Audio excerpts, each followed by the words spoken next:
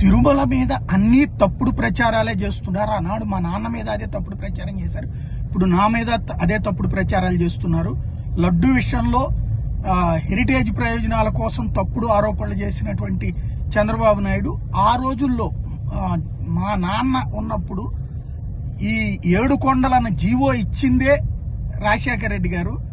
అదే సందర్భంలో తాను అధికారంలోకి వస్తే ఆ జీవోని రద్దు చేస్తానని, మళ్ళీ 2 కొండలని తెస్తానని చెప్పినటువంటి హామీ ఇచ్చింది చంద్రబాబు. ఆనాడు క్రైస్తవ సంఘాల సమావేశంలో ఆయన ఈ మాట మాట్లాడారు.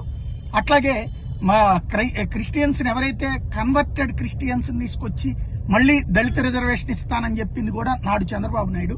అధికారంలో ఉన్నప్పుడు ఒక మాట మాట్లాడతారు, విపక్షంలో ఉన్నప్పుడు ఒక మాట మాట్లాడతారంటూ జగన్మోహన్ రెడ్డి సంచలనాత్మకమైన అప్పటి ఆధారాలని ఇక్కడ ప్రొజెక్ట్ చేయడం అన్నది మరొక సంచలనాత్మకమైనటువంటి అప్పుడు పేపర్ క్లిప్పింగ్ తో పాటు అప్పుడు చంద్రబాబు ఇచ్చినటువంటి స్పీచ్ ని ఇప్పుడు బయటకు తీసుకొచ్చి మాట్లాడుకొచ్చారు.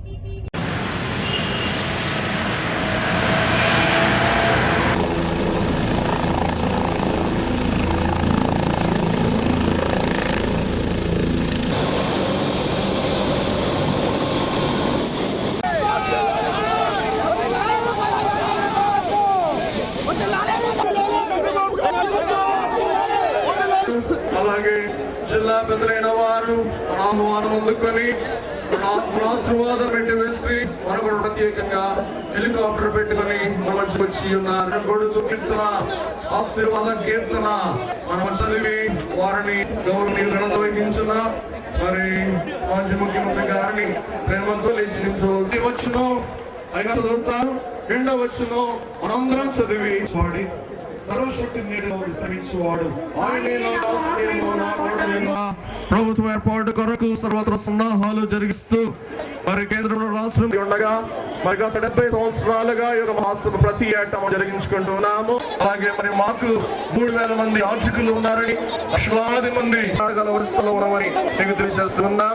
కాబట్టి మా దైవుడు చెప్పిన మాట ఏంటంటే ఏమో ప్రేమించాలి. కాబట్టి అందరినీ ప్రేమించుకోవాలి ఉన్నాం, అందరిని అభిమానించుకోవాలి ఉన్నాం. దేవుడిని ఆశీర్వాదం పెట్టి కృపను పెట్టి అందరికీ ప్రార్థనలు చేస్తూ ఉండగా మరి మనమందరం కూడా ప్రభు యొక్క కృపను అందుకొని ప్రభు యొక్క విశ్వాసం విషయాలు నడిస్తున్న వారికి భవిష్యత్తులో కూడా ఎక్కడైనా క్రిస్టియన్స్ పైన దాడులు జరిగితే అక్కడ తెలుగుదేశం పార్టీ మీకు అండగా ఉంటామని మరొకసారి ఇక్కడికి చేసిన క్రిస్టియన్ సోదరులకు తెలియజేస్తున్నారు. దౌర్జన్యాల్ని పూర్తిగా అరికడతాం. క్రిస్టియన్ ఆస్తులు ఉన్నాయి, పెద్దవాళ్ళు ఇచ్చారు, ఆ ఆస్తుల్ని పూర్తిగా పరిరక్షిస్తాం. ఇంకో పక్కన క్రిస్టియన్స్ ఉన్నారు, షెడ్యూల్ కులాల నుంచి క్రిస్టియానిటీ తీసుకున్నారు. అలాంటి వారిని ఈరోజు బీసీసీగా పెడుతున్నారు. ఇది కరెక్ట్ కాదు. నేను అందుకని అనేక సందర్భాలు చెప్పాను, ఎవరైతే షెడ్యూల్ కులాలు ఉన్నారో వాళ్ళు మతం మారినంత మాత్రాన పేదరికం నుంచి పైకి రావడం లేదు. అలాంటి వారిని మళ్ళీ షెడ్యూల్ కులాలను పెట్టాలి, ఎస్సీ కేటగిరీలో పెట్టాలి.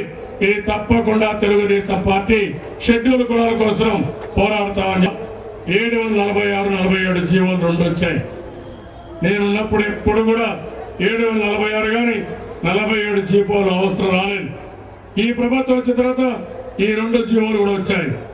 ఈ 2 జీవోలు అడ్డం పెట్టుకుని అధికారులు, పోలీసులు క్రిస్టియన్స్ యొక్క ఫాదర్స్ పైన, రెవరెన్స్ పైన, పాస్టర్స్ పైన ఎక్కడికక్కడ దాడులు చేస్తున్నారు. తెలుగుదేశం పార్టీ దీనికి వ్యతిరేకంగా ఉంటాం. రేపు అధికారంకి వస్తానే ఈ 2 జీవాలు కూడా తీసేస్తామని చెప్పి కూడా నేను మీ అందరికి హామీ ఇస్తున్నాను. ఇంకో పక్కన బరియల్ గ్రౌండ్ సమస్య ఉంది, చాలా దిక్కడి సమస్యలు ఉన్నాయి. శ్మశాన వాటికి లేకుండా అవసరపడుతున్నారు. ఇది కూడా ఇవ్వాల్సిన అవసరం ఉంది. క్రిస్టియన్స్ కి అది చాలా ముఖ్యం. దీన్ని తెలుగుదేశం పార్టీ టాప్ ప్రయారిటీ ఇస్తాం. మీరు ఒకసారి చూస్తే మైనారిటీలు కూడా డబ్బులు ఇవ్వడమే కాకుండా చర్చలు కట్టుకోవడానికి మొట్టమొదటిసారిగా డబ్బులు ఇచ్చింది తెలుగుదేశం పార్టీ. అదే మరిగా కొత్తగా కట్టుకోవాలన్నా డబ్బులు ఇస్తాం. అయితే మీరు ఒకసారి ఆలోచిస్తే అది మైనారిటీస్ అన్ని కలిపాం. చాలా మంది అడిగేది క్రిస్టియన్స్ వేరే ఏమని అడుగుతున్నారు. అవసరమైతే వేరే కార్పొరేషన్ పెట్టి తప్పకుండా సెపరేట్ కార్పొరేషన్ క్రిస్టియన్ మైనారిటీస్ కోసం పెట్టి చర్చలు కూడా ఆర్థిక సహాయం చేస్తాం. ఇంకో పక్కన చూస్తే ముస్లింలకు హజ్ యాత్ర డబ్బులు ఇచ్చినట్టు క్రిస్టియన్స్ కూడా బెత్లెహేమ్ పోవడానికి ఆర్థిక సహాయం కొద్దిగా ఇస్తున్నారు. దీన్ని పెద్ద ఎత్తున ఇవ్వాల్సిన అవసరం ఉంది. అది కూడా ఇస్తామని చెప్పి కూడా నేను మీకు తెలియజేసుకుంటున్నాను. మీకును ఏర్పాటులు తోడుగా నుండి జయమును గ్రహించను కాక.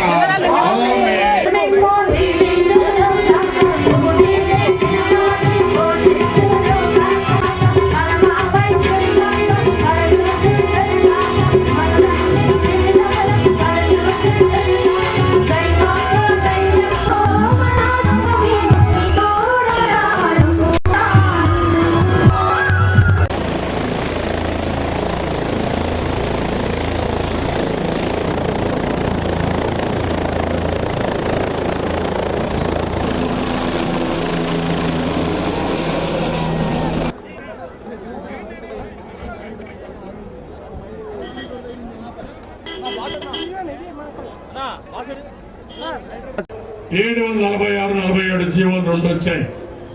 నేనున్నప్పుడు ఎప్పుడు కూడా 746 గాని 47 జీవోలు అవసరం రాలేదు. ఈ ప్రభుత్వం వచ్చిన తర్వాత ఈ 2 జీవోలు కూడా వచ్చాయి. తెలుగుదేశం పార్టీ దీనికి వ్యతిరేకంగా ఉంటాం. రేపు అధికారంకి వస్తానే ఈ 2 జీవోలు కూడా తీసేస్తామని చెప్పి కూడా నేను మీ అందరికీ హామీ ఇస్తున్నాను.